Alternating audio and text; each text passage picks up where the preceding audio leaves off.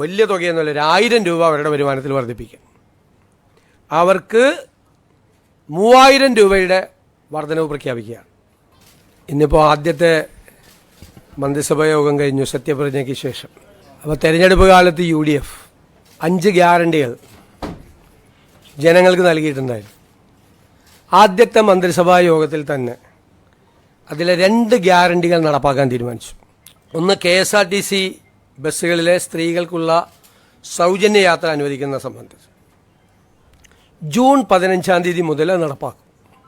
വയോജനങ്ങൾക്കായുള്ള പ്രത്യേക വകുപ്പ് രൂപീകരിക്കും എന്ന് ഇന്ദിരാ ഗ്യാരണ്ടിയിലുണ്ടായിരുന്നു. എല്ലാവർക്കും സുഖമാണെന്ന് വിശ്വസിക്കുന്നു. നമ്മുടെ സംസ്ഥാനത്ത് VD സതീശൻ മന്ത്രിസഭ സത്യപ്രതിജ്ഞ ചെയ്ത് അധികാരമേറ്റിരിക്കുകയാണ്. മുഖ്യമന്ത്രിയോടൊപ്പം 20 മന്ത്രിമാരും ഇന്ന് സത്യപ്രതിജ്ഞ ചെയ്തു. സത്യപ്രതിജ്ഞയ്ക്ക് ശേഷം ആദ്യ മന്ത്രിസഭാ യോഗം കൂടി, ആദ്യ ക്യാബിനറ്റ് യോഗത്തിന് ശേഷം നിർണായകമായിട്ടുള്ള തീരുമാനങ്ങളും പ്രഖ്യാപനങ്ങളുമാണ് മുഖ്യമന്ത്രി വാർത്താ സമ്മേളനത്തിലൂടെ നടത്തിയിട്ടുള്ളത്. മുഖ്യമന്ത്രി VD സതീശൻ ആദ്യ പ്രഖ്യാപനം നടത്തിയിട്ടുള്ളത് ഇന്ദിരാ ഗ്യാരണ്ടിയിലെ 2 ഗ്യാരണ്ടി നടപ്പിലാക്കാൻ എടുത്തിട്ടുള്ള തീരുമാനവുമായി ബന്ധപ്പെട്ടാണ്. ജൂൺ 15 മുതൽ കേരളത്തിലെ മുഴുവൻ സ്ത്രീകൾക്കും സൗജന്യമായി KSRTC യാത്ര അത് വാഗ്ദാനമായിരുന്നു.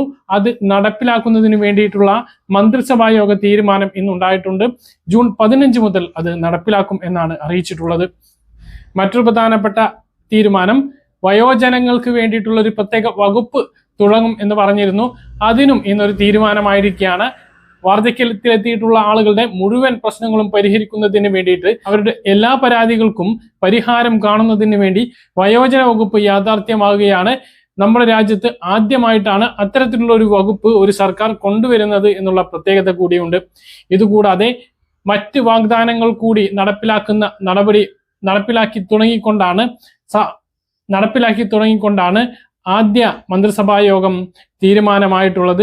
ആശാ വർക്കർമാരുടെ വേതനത്തിൽ 3000 രൂപയുടെ വർധനവ്, അംഗനവാടി ജീവനക്കാരുടെയും ഹെൽപ്പർമാരുടെയും വേതനത്തിൽ 1000 രൂപയുടെ വർധനവ്, പാചക തൊഴിലാളികൾക്ക് 1000 രൂപയുടെ വർധനവ്, പ്രീ പ്രൈമറി, ഇങ്ങനെ നിരവധി പ്രഖ്യാപനങ്ങൾ വന്നിട്ടുണ്ട്. ബാക്കി പ്രഖ്യാപനങ്ങളെല്ലാം ഉടൻ ഉണ്ടാകും എന്നും അറിയിച്ചിട്ടുണ്ട്. മറ്റ് മന്ത്രിസഭാ യോഗ തീരുമാനങ്ങൾ രാഷ്ട്രീയപരമായിട്ടുള്ള തീരുമാനങ്ങളാണ്. അഡ്വക്കേറ്റ് ജനറൽമാരെ മറ്റ് രാഷ്ട്രീയപരമായിട്ടുള്ള തീരുമാനങ്ങളും ഉണ്ടായിട്ടുണ്ട്. അതൊക്കെ നമുക്ക് വഴിയെ പറയാം. എന്തായാലും ജനങ്ങളെ ബാധിക്കുന്ന ജനക്ഷേമ പദ്ധതികൾ പ്രഖ്യാപിച്ചതാണ് നമുക്ക് ഏറ്റവും പ്രധാനപ്പെട്ട കാര്യം. അപ്പോൾ അത്തരത്തിലുള്ള പ്രഖ്യാപനങ്ങൾ കൂടി ഉണ്ടായിട്ടുണ്ട് എന്നുള്ളതാണ്. ഇനി നമ്മൾ കാത്തിരിക്കുന്ന മറ്റ് സഹായ പദ്ധതികളെല്ലാം ഉണ്ടാകും എന്നാണ് നമ്മൾ പ്രതീക്ഷിക്കുന്നത്. ഈ ഒരു അവസരത്തിൽ നമുക്ക് പറയാൻ കഴിയും, ക്ഷേമ പെൻഷൻ കൃത്യമായിട്ട് തന്നെ ലഭിക്കും എന്നുള്ള സൂചനകളാണ് ഇതിൽ നിന്നും ലഭിക്കുന്നത്.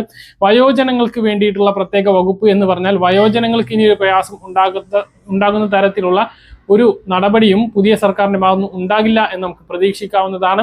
കെട്ടിട നിർമ്മാണ തൊഴിലാളികൾ, അത് വയോജനങ്ങളായിട്ടുള്ള ആളുകൾക്ക് 16 മാസത്തെ കുടിശ്ശിക നിലവിലുണ്ട്. ആ ഒരു കുടിശ്ശിക കൊടുത്തു തീർക്കുന്നതിന് വേണ്ടിയിട്ടുള്ള നടപടിയും ഇതിനോടൊപ്പം ഉണ്ടാകും എന്ന് നമ്മൾ പ്രതീക്ഷിക്കുന്നു. ക്ഷേമ പെൻഷൻ, സ്ത്രീ സുരക്ഷാ പെൻഷനുമായി ബന്ധപ്പെട്ട അറിയിപ്പുകളൊന്നും ഇപ്പോൾ നമുക്ക് ലഭ്യമല്ല. എന്തായാലും ആദ്യ ക്യാബിനറ്റിൽ തന്നെ ഇത്തരം ഒരു തീരുമാനം ഒരു ശുഭപ്രതീക്ഷയാണ്. അപ്പോൾ ബാക്കിയുള്ള കാര്യങ്ങളെല്ലാം വഴിയേ വരും. ഇനി ഇടക്കാല ബജറ്റ് വരാനിരിക്കുന്നു, അടുത്ത മാസം അതുണ്ടാകും.